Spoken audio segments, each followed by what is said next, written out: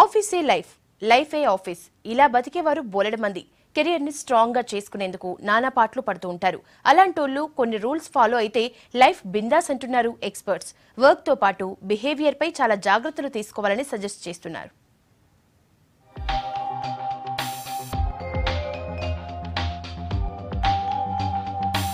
బతకడానికి ఆఫీస్ మామూలుగా అయితే ఇంతే. ఆఫీస్ కోసమే బతుకు. ఇప్పుడు మారిన వెదర్ ఇది.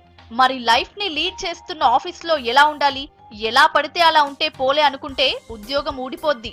కేర్ తీసుకొని కష్టపడితే ఆఫీస్ కి మీరే పిల్లర్ గా మారచ్చు.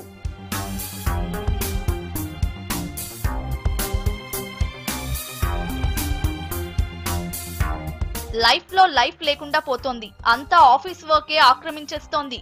పొద్దున్నే లేచిన దగ్గర నుంచి నిద్రపోయే వరకు వర్కే కదా. 10 నుంచి 6 వరకు వర్క్ చేసే రోజులు గాల్లో పోయాయి. 8 గంటలు వర్క్ ఎగిరిపోయింది. 10 గంటలు 12 గంటలకి చేరింది టైం. నిద్రపోయే 4 గంటలు తప్ప మిగతా అంతా టెన్షనే. అందుకే కెరీర్ జాగ్రత్తగా ప్లాన్ చేసుకోమంటున్నారు ఎక్స్పర్ట్స్.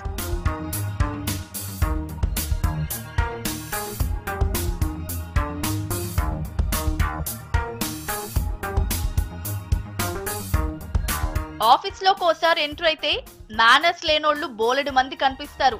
సెన్స్ లేనోళ్లు కూడా అంతే. వాళ్ళ నుంచి కామన్ సెన్స్ ఎక్స్పెక్ట్ చేయడం వేస్ట్. రూమర్స్ బ్యాచ్ మామూలే, అది డేంజరస్ బ్యాచ్. అధికారం ఉందని అహంకారం చూపించే వాళ్ళు కూడా అంతే. వీళ్ళు డేంజరస్.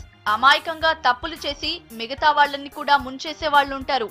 తప్పు వాళ్లదని వాళ్లకు కూడా తెలియకపోయినా ప్రమాదమే.